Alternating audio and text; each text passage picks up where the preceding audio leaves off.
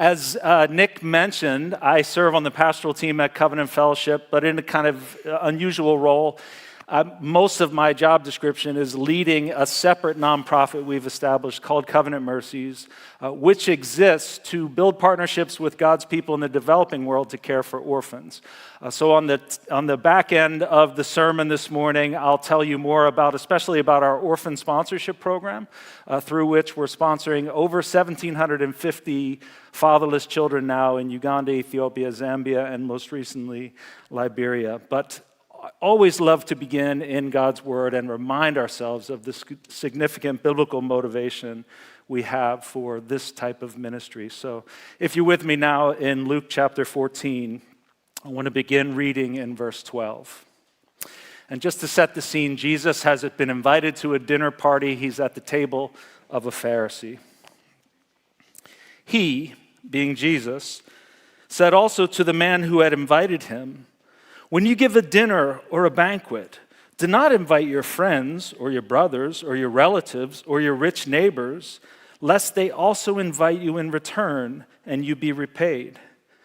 But when you give a feast, invite the poor, the crippled, the lame, the blind, and you will be blessed because they cannot repay you, for you will be repaid at the resurrection of the just." And Lord, we pray that you would bless the preaching of your word. Well, we all know what it's like to be on the receiving end of an act of kindness, a form of generosity that seems to be motivated more by self-interest than by a true spirit of generosity. The classic example of this for me is the guys I'll refer to as the squeegee guys. I don't know if those who grew up in this area will remember back years ago, I'm not sure if they're still allowed to do this, but there'd be certain traffic lights if you're coming from the suburbs into the city, maybe for a sporting event or some kind of event like that. These guys would be on your car immediately when you hit a certain traffic light. They knew these were longer lights, and so they'd have an opportunity, and they'd get out their squeegees and they'd start putting the soap on your windshield. Some of them got very good at figuring out whether you were going to do anything for them to decide whether they would complete the job.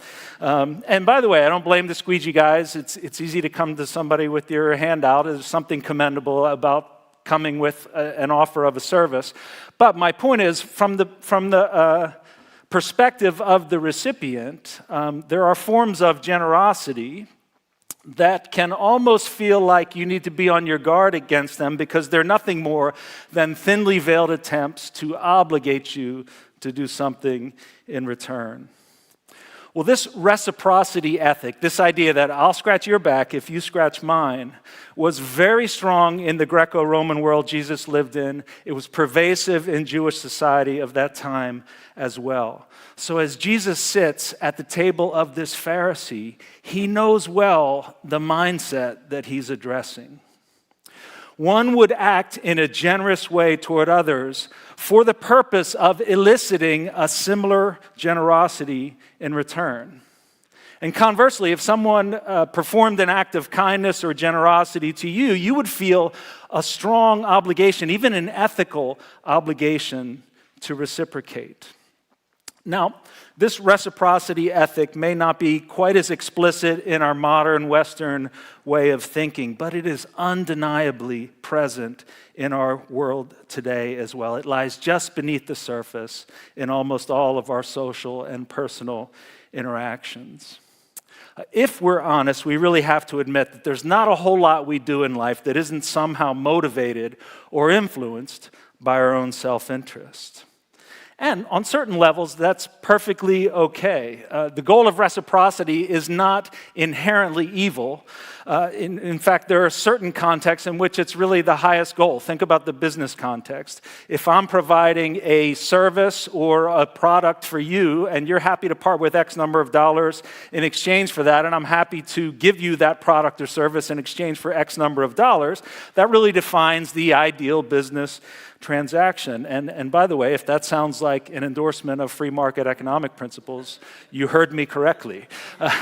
It is, but that's not my point. My point is simply to say that the goal of reciprocity is not necessarily evil or impure.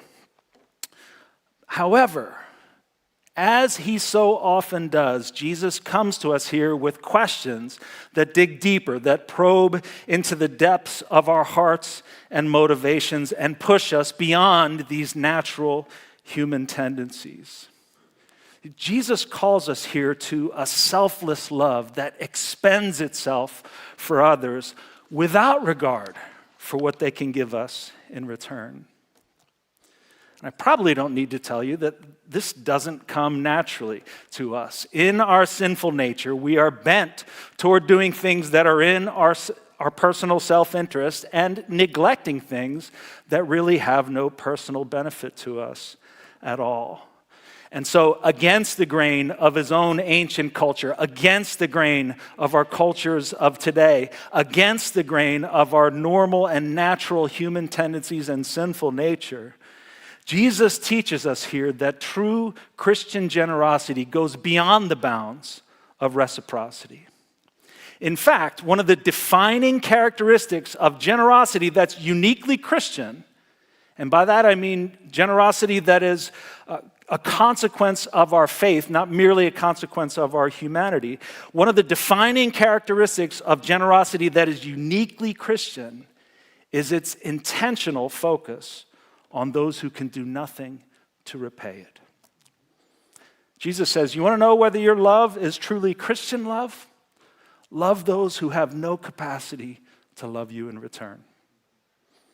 You want to know whether your generosity is like that of your Father in heaven? Give to those who can do nothing to repay you. This is generosity in its purest form, and Jesus wants to see that it is a recognizable trait in the lives of his disciples. So in the balance of our time in the Word, I just want to make two observations about this generosity that Jesus commends to us. Two observations, two characteristics of this generosity. Number one, it takes selfless, Christ-like initiative. This generosity takes selfless, Christ-like initiative. Now, contrary to the way that Jesus' words may sound to us at face value, he's not forbidding us from having our friends over, from being generous toward our families and our loved ones. In fact, if that's what he was commanding us to do, he'd be commanding us to violate other very clear scriptural commands. Remember, Jesus is at the table of a Pharisee. He knows what their practices are.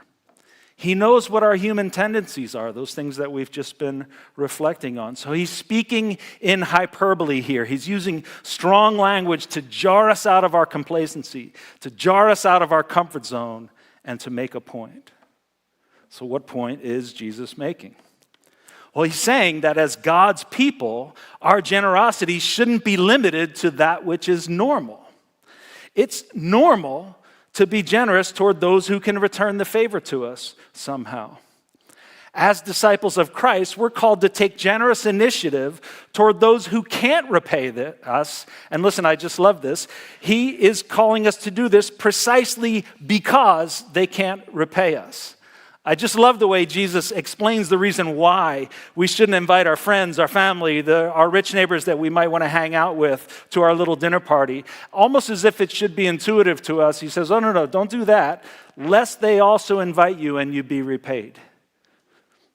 Oh, yeah, that would be a tragedy, Jesus. Sure, I see that. I mean, imagine this afternoon we bump into Elon Musk and his wife, and we have them over for dinner, and, hey, we have a good time, and they invite us out to their presumably palatial estate, and after dinner there, maybe Elon says, hey, let's go up in SpaceX. This one's on me.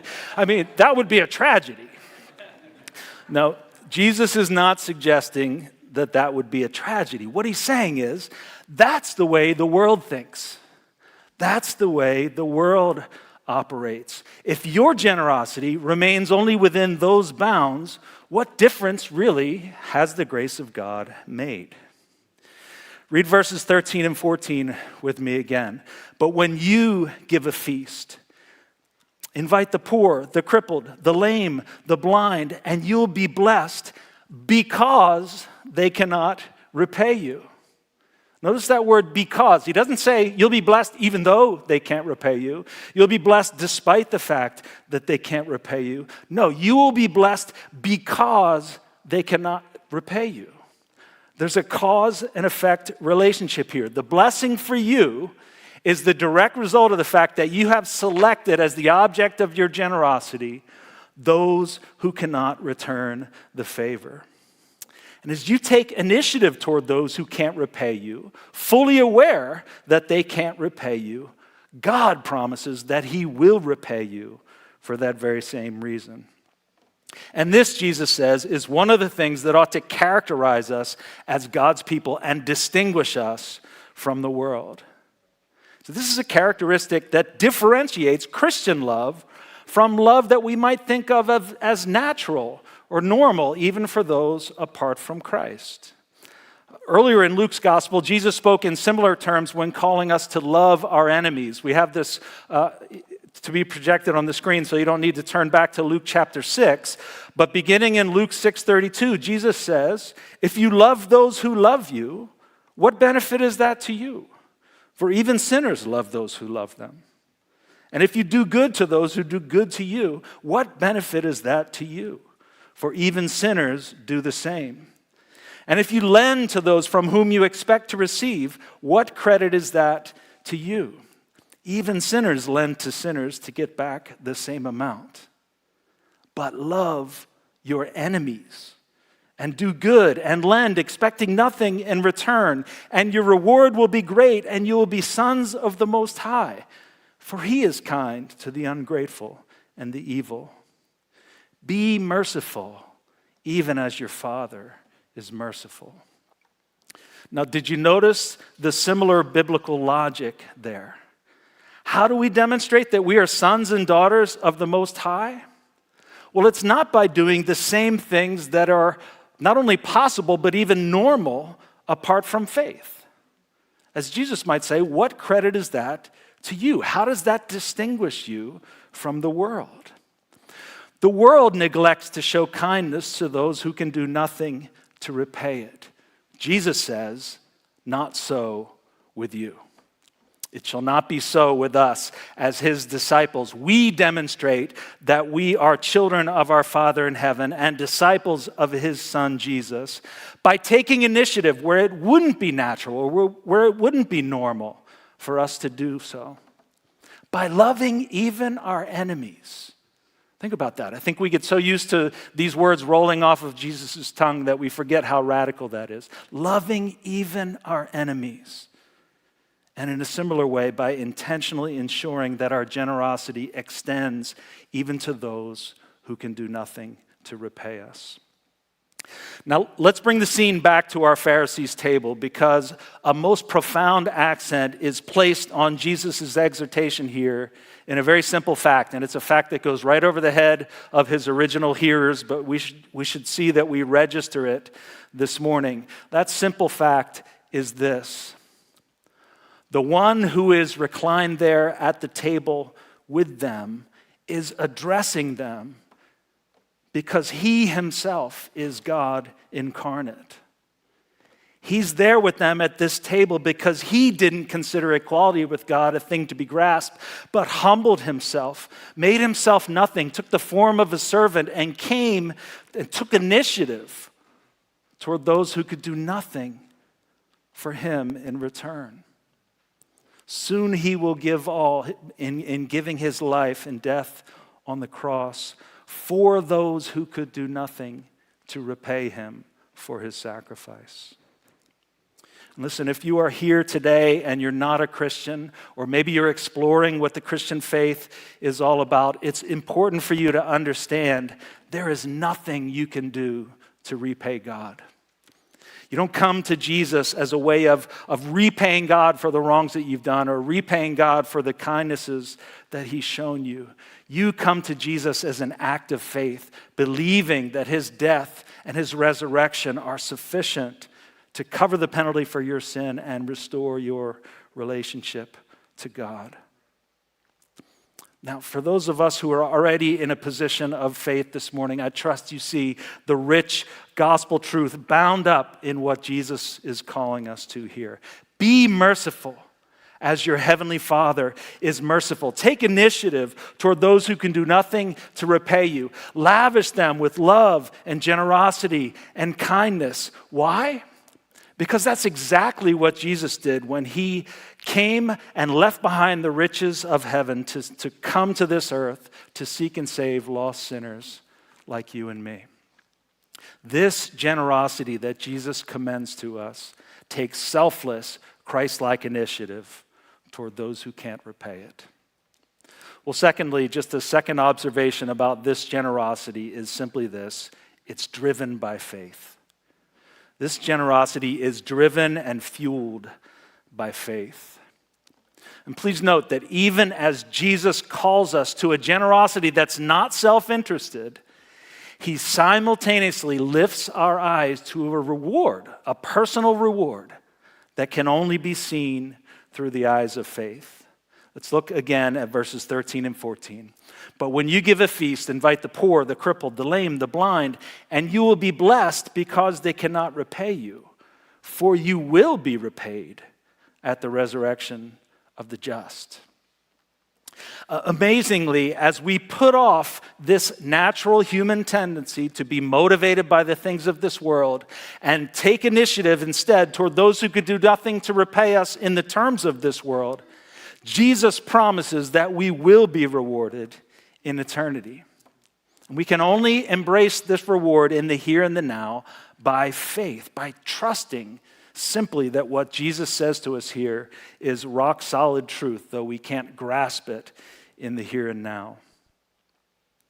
What we sacrifice in this life, friends, this is the paradox of giving in the kingdom of God.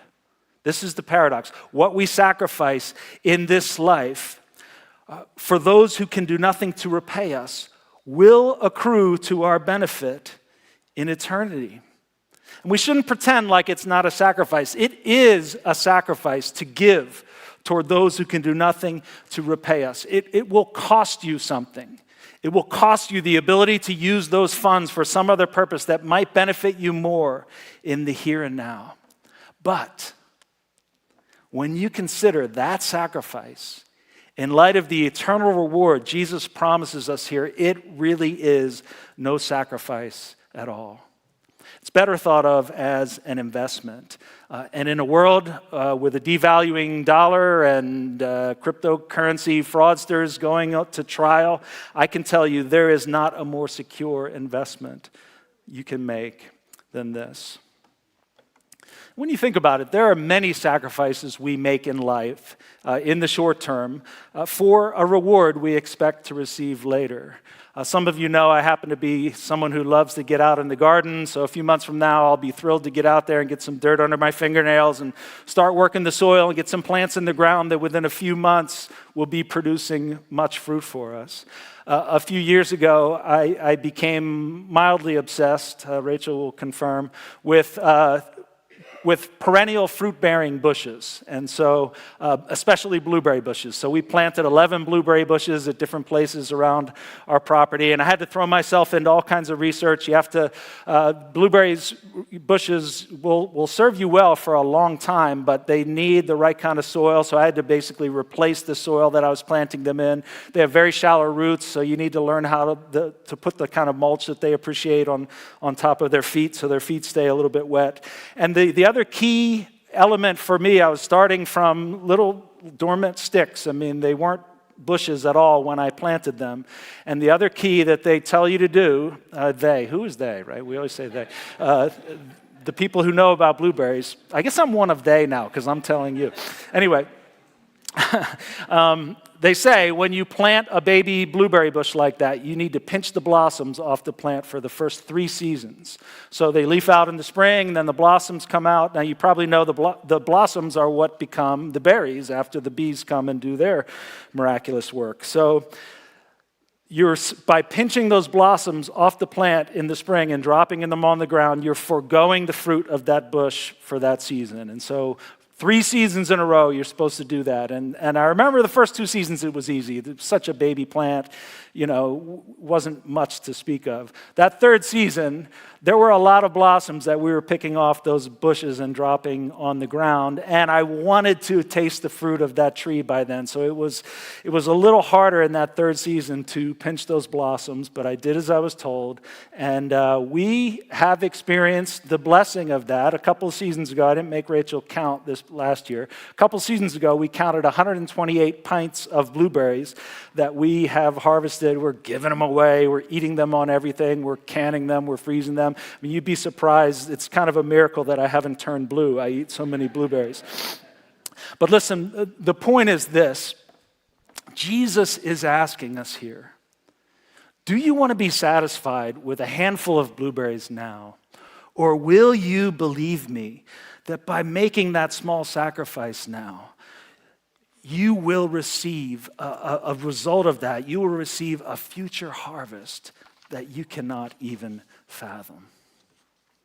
Well, this is a reward that can only be seen by the eyes of faith. And God is pleased. I even think there's a unique way that he's glorified when we simply take him at his word. Now, we can't see it right now, but we take you at your word, and we believe, we live our lives in light of this reality that he's communicating to us. When we fix our eyes not on the things that are seen, but on the things that are unseen. For the things that are seen are transient, but the things that are unseen are eternal. So Jesus is lifting our eyes here to that unseen reward, which, though unseen, is every bit as real as the tangible sacrifice, only it's far more lasting. Several years ago, I became aware of a couple in my home church who were sponsoring 7 children through our orphan sponsorship program. And 7 is a wonderful number. That's a lot of children, and it was a great blessing to see that. But honestly, that didn't set them apart. There are others who are sponsoring 7 and even more. What really amazed me when I happened to stumble upon this information, and by the way, I don't go looking through our database to find out how many people my friends are sponsoring. I happened to stumble upon this information. And the reason it caught my attention was I know this couple, and I know they're just living a very normal, middle-class American life. They're not rich by any stretch of the imagination. So once I became aware of that, I just had to drop them a note in the mail and tell them how much I appreciated the sacrifices they're making to sponsor so many children. Well, sometime after that, they received my note. We bumped into each other. They mentioned the note. And so I came to learn how that transpired through the years. Just like many of us did when we first launched the sponsorship program in 2003, they signed up to sponsor 1 or 2 children at that time. But then each year, as the husband, who's the breadwinner of this family, would receive an increase at work, they would just add 1 more child. And kind of based on the principle that the Lord provided well for us last year, and now he's given us an increase. Let's share a bit of that increase with another child in need. By the way, I checked in the database. I do check on them now, intentionally. And they are now sponsoring 21 children through our program. So they've continued that practice through the years, evidently. Now, my point is not to suggest that we should all be sponsoring 21 children, or even that we should all be following that pattern of adding a new child each year. My point is simply to say these are not people of significant means by American standards. They are making real sacrifices. The funds that they are using to sponsor that many children could be used to benefit their own standard of living. And you know what? None of us would even look at them and call them self-indulgent. They still wouldn't be keeping up with the Joneses. But this is a couple who is not interested in keeping up with the Joneses. This is a couple whose eyes are fixed not on the things that are seen, but on the things that are unseen. They are sacrificing now for a reward that's being kept in heaven for them, where moth and rust do not destroy, where thieves do not break in and steal. I don't know about you, but I want to live my life in light of that reality as well. Well, when I think of Jesus' exhortation here to be generous toward those who can do nothing to repay us, I can't help but think of the children in our orphan sponsorship program. If you are sponsoring children through our program, and by the way, I should have said this up front, I know that many of you are, and thank you for your significant generosity in the lives of these kids through the years. If you are sponsoring children in our program, it is virtually impossible that those kids will ever be able to do anything to repay you. Well, that is exactly the kind of giving that Jesus is commending to us in this passage. It's precisely this kind of generosity that he promises to repay at the resurrection of the just.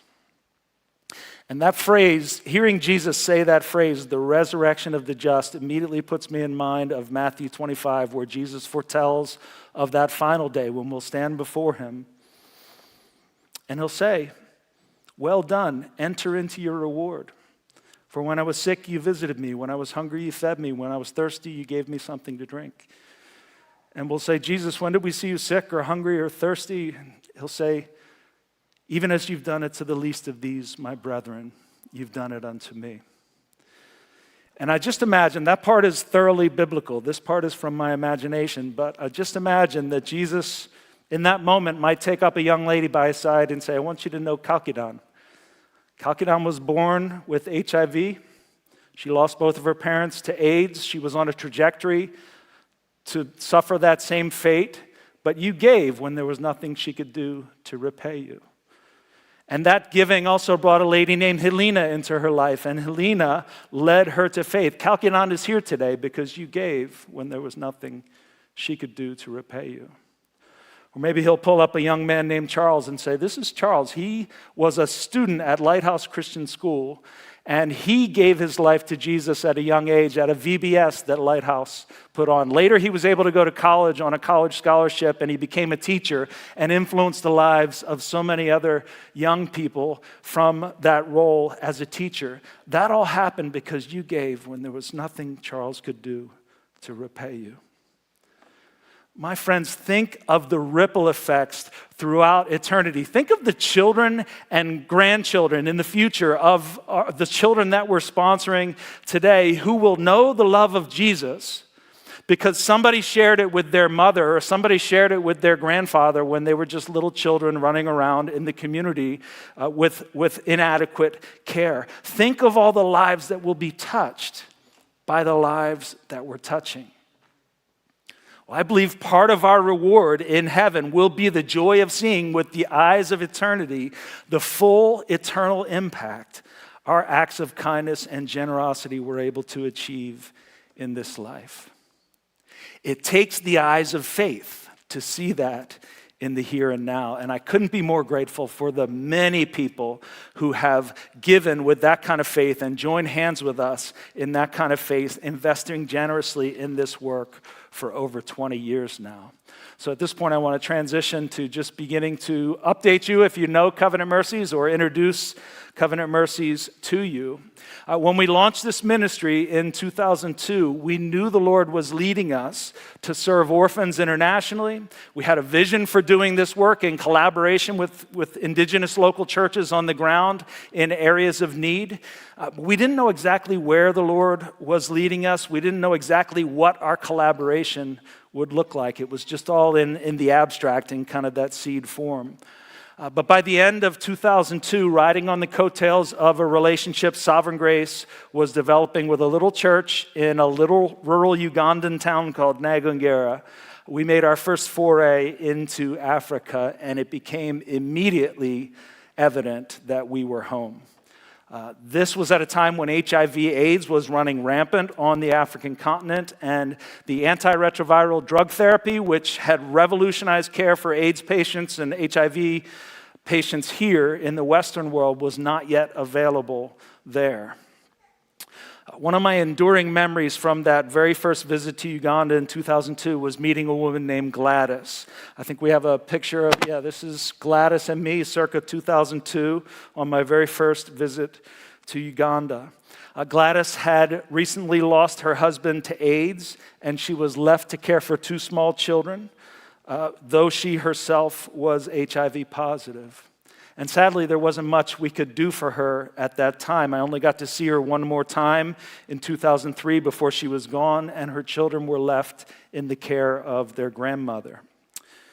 And that's really a picture, that's a kind of a prototypical situation that many of the children in our program faced at that time and even continue to face today. Losing their parents, being taken in by elderly grandparents or other extended family members. Well, Gladys's daughter, Mercy Amanya, was 6 years old at the time of her mother's passing. And by God's grace, Mercy was among the 248 children who were sponsored when we first launched our orphan sponsorship program in early 2003. This is a good opportunity for me to kind of break in and tell you how the program works. So as I said, children who've lost both of their parents will often be taken in by an extended family member. It could be grandparents or an aunt or an uncle. Sometimes the mother is still living, and through our program, we'll care for fatherless children that their widowed mother is caring for as well. So we then work with our indigenous church teams who go out into their own community to deliver care, and mainly some nutritional assistance, medical assistance, and education. Those are the three prongs of practical care that we primarily provide through our sponsorship program in that extended family context through our local church partners who have an opportunity to then go and wrap that family around the broader ministry of the church as well. Well, as Mercy grew up in the care of her grandmother, she applied herself diligently in school, and the Lord really blessed her efforts. When she graduated from secondary school at the end of 2016, we had just recently established our Mapalo Scholarship Fund for higher education. So that's a separate program whereby a graduate of our sponsorship program can then apply to go on for a higher education study. So the sponsorship program takes them through high school or the vocational school equivalent, and then the Mapalo Scholarship Fund is available for those who are eligible to go on for university studies.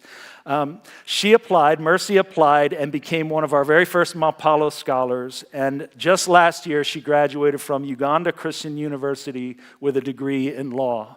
In fact, Mercy recently sat for her bar exam. We haven't gotten the results yet. We think in the next couple of months we will hear, hopefully, that she passed her bar exam. Last year, or a couple years ago, when we were celebrating our 20th anniversary, Mercy reached out to me. She got a hold of my email address, sent me an email, reminded me that she was Gladys's daughter. I hadn't even remembered that, so all these pieces came together. And I asked her if she would just write up her testimony so that I could share it. These are excerpts. It was long emails, but these are excerpts from Mercy's own words when she told her story. She said, "By the time I started understanding, I was staying with my mother at home, and she was sickly. I didn't know she was HIV positive. Life became harder each and every day. I stayed in a family of many people, and sometimes we could go without food. Unfortunately, she passed on in 2003, and a big gap was left in my life, leaving me and my brother to stay with our grandmother. When I got into the program, I was in primary 2, second grade, and that's how my new life started. I continued to stay with my grandmother because she was nearer to the program offices to get immediate attention because I was sickly all the time and getting severe asthma attacks. I stayed with her until I completed my primary level. When joining my secondary level, high school, I was admitted into one of the best schools in Tororo. This was something so great that had never happened in my life. I never stopped working hard. I never forgot about God because my late mother introduced me and made me know who God is and the great things God can do.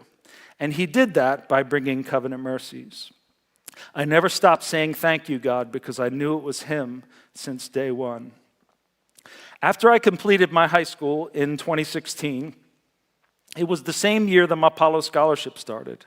I applied for the scholarship, and just when I thought it was done, God showed me that every end to us is just the beginning to him. Who knew this young girl of primary 2 would reach this far in life? And I just love the way she concludes. God did know. I can testify that he never forsakes his children. He answers prayers. His words are promises he keeps. He's been so good to me right from the early years of my life. I believe it was the timing of God because until now, I'm still witnessing his goodness. Now, isn't it amazing to hear a young woman whose life hasn't exactly been a bed of roses testifying to the goodness of God in her life? He has been so good to me, she says, right from the early years of my life. Well, after establishing our work in Uganda for several years, we built partnerships in a few other African nations, including Zambia, Ethiopia, and most recently Liberia, to join hands with God's people there in caring for fatherless children in their communities. You're looking at a photo here of Wilbrod and Ziki Chanda. Those of you who are long-term Covenant Mercy supporters will certainly know this couple. They are the founders of, Wilbrod was the founding pastor of Christ Community Church in Ndola, Zambia, and they together are the founders of Lighthouse Christian School, with whom Covenant Mercies partners. You're looking at a photo there of the Lean and Mean Covenant Mercies team in front of Lighthouse Christian School. That's not including all the many teachers who are at the school. By the way, those of you who are familiar with Covenant Mercies will probably also recall that we lost Wilbrod, almost three years ago this week. Is when the Lord took Wilbrod home. Shockingly, Ziki is doing well. Thank you for your prayers for her. She continues to serve as the director of Lighthouse Christian School. And it was really through our partnership with Wilbrod and Ziki there in Ndola that we learned in a particular way how valuable the investment into our children's education can be. The Chanda started Lighthouse Christian School in 2005 with a classroom of 5 kindergarten students.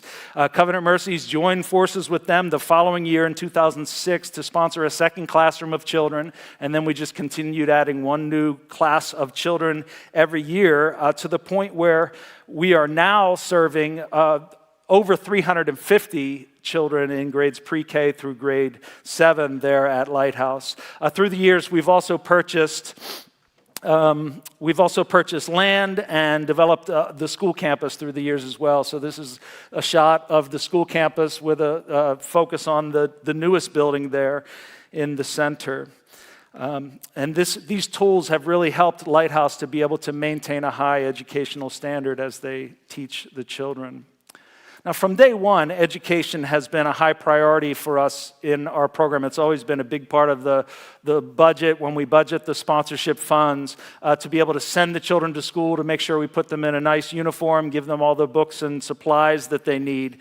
But increasingly, as the years have gone by, we've learned that building and developing our own schools, where we can send the majority of our sponsored children, is an especially strategic investment because it not only ensures and improves the high quality of the children's education. We can maintain smaller classroom sizes. We can make sure that the school is well equipped to teach them. But it also provides us and our teams on the ground with a Monday through Friday Christ-centered context where we can vastly increase our gospel opportunities in their lives and also have a shaping influence on their Christian character from a young age. I want to show you a video now about a young man named Charles who is a graduate of this program in Ndola, Zambia. So let's go ahead and roll that video. My name is Charles. I'm a teacher of math and religious education. During my early grades, I think the time I was in the 3rd grade, I had challenges with school, with my education, because my uncle and aunt couldn't afford to take me to school. Charles lost both of his parents when he was a little boy. He moved in to stay with his uncle and aunt. But even at that time, they could not afford to pay for his school fees. We started sponsoring him, I think, when he was in 4th grade. But he proved to be a very good young man in terms of academics, and even his just the way he carried himself was just such a humble young man. By the coming of Covenant Mercies, they helped me with the sponsorship program, and I went back to school. After getting the sponsorship, I had hope again, and I knew that I'm going to finish school. The time I was sponsored, it gave me hope, because the time I wasn't sponsored, we had challenges in terms of paying school fees, buying of uniforms. Being a teacher is something that I just dreamt of even the time I was young. I don't know how it just came in, because it was just in me. So at 7th grade, he was able to pass to go to high school. 12th grade, he had very good results, and he was able to go to a Crossway College of Education. And through Mapalo Scholarship, Charles was able to graduate from the Teacher College of Education. Upon my completion of my secondary school, I thought that was the end, because that's what I knew, that once I'm done with grade 12, that would be the end of it. So receiving the news about Mapalo gave me another hope, and I knew that this time around I think I'm going to achieve my dreams. And I applied for it, and I was awarded this great opportunity. I was sponsored, and I even did my course as a teacher. During my sponsorship program, the time I was in school with the desire of becoming a teacher, I've always been dreaming of teaching at Lighthouse. When we now started the grade 8 class, I just remember Charles had already graduated from Teacher College.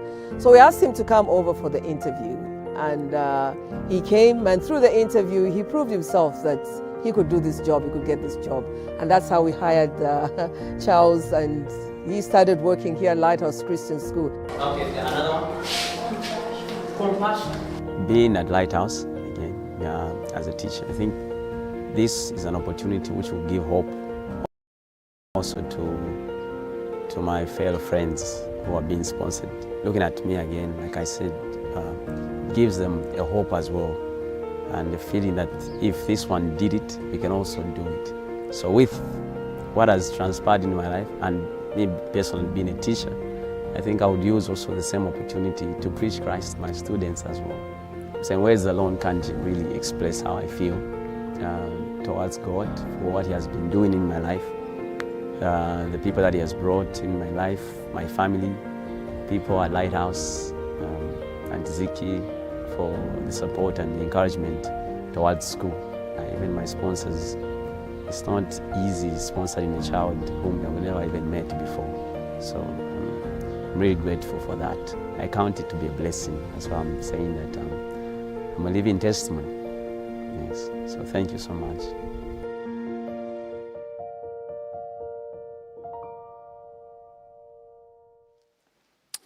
You could hear in Charles' words of appreciation to his sponsor there, even a similar reflection to what we've been reflecting on this morning. It's not easy to give into a child's life who you've never even met before, and he realizes there's nothing he could do to repay that sponsor, but the Lord will repay.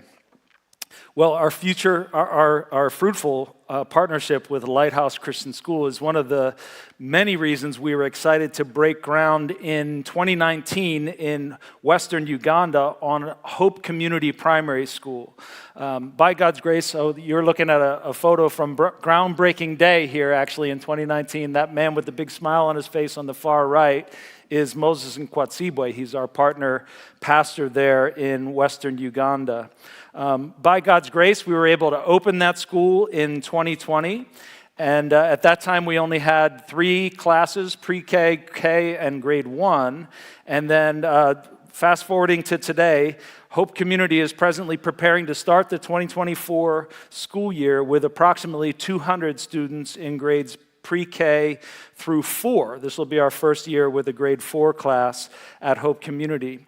As we continue, that's very similar plan to what we did at Lighthouse, just adding 1 new grade each year. So this year's 4th graders will be next year's 5th graders until we reach grade 7, which is all of the primary school grade levels in Uganda. This past year, we had to add a new classroom building on the campus. So you see the 2 buildings there that are gray. They're as yet unpainted in this photo. The one to the left there, the long rectangular building, is our 3rd 3-classroom building. So that will accommodate all of our needs up through grade 7. So that gives us enough classroom space to continue growing for the next few years. You'll also notice the 2-story building there on the right side. That's kind of built into the hillside there where you can enter from the top and you'll enter into the library. The school will have a dedicated library. And then if you enter from the bottom into that lower level, that's going to be the computer lab. And Lord willing, we'll be furnishing those classrooms this year with all the equipment they'll need, and we'll begin to stock that library as well. Well, this recognition of the importance and the value of Christian education is one of the reasons we were excited in 2022 to launch our newest partnership in Liberia with Grace Life Church outside of Monrovia. This church has a vision for providing better educational options for the children and the children and families in their community. It's an intensely felt need by the families. That was a picture there. Sorry, I was just going to introduce you to Sunny. That is a picture, the last one, of Sunny. She is our lone full-time employee on the ground there in Liberia with a couple of our kids in front of their home. But we are continuing to build this partnership with Grace Life Church and really praying for the Lord's wisdom. Please pray for us as we work our way through the learning curve in these early years of partnership. We're really asking the Lord for His wisdom and His guidance in hiring to make sure we can find the key personnel to faithfully carry out this work, and wisdom for decisions on how fast we can responsibly grow this program as well. There's a temptation after 20 years of doing this to just rush and get things to the level that we dream of very quickly, but we need to grow this at a manageable pace, so I'd appreciate your prayers for that. Well, I'm so grateful, and Kyung and the band can join me on stage as I come to a conclusion.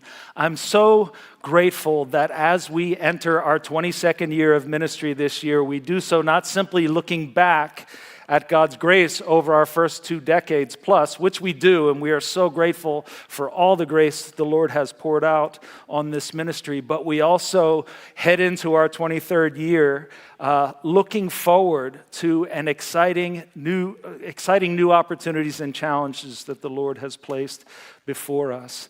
There is one thing I am very aware of, and that is that we can do nothing to take advantage of these opportunities apart from the generosity of God's people. So I'm thrilled to be able to present some of these opportunities to you this morning. I don't pretend that joining hands with Covenant Mercies is the only way of applying this word. I'm praying for the Holy Spirit's broad application of this word in our lives. But if you would like to consider joining hands with Covenant Mercies, especially by sponsoring children, we have a table downstairs. I'd love to talk to you, answer any questions that you may have. We have profiles of children who are awaiting sponsors on that table, along with a number of other ways that you can get involved, and along with some merchandise that we sell as one of the many ways that we raise funds for things like building schools. By the way, those school projects are not funded through sponsorship giving. So your giving into a child's life through the sponsorship program is really a one-to-one correlation with that child. We find other ways of raising funds for those projects. But regardless of whether you decide specifically this morning to join hands with Covenant Mercies, may we all grow in our desire to be generous disciples who take selfless Christ-like initiative toward those who can do nothing to repay us, knowing with the rock-solid confidence of faith that we will be rewarded at the resurrection of the just. Amen.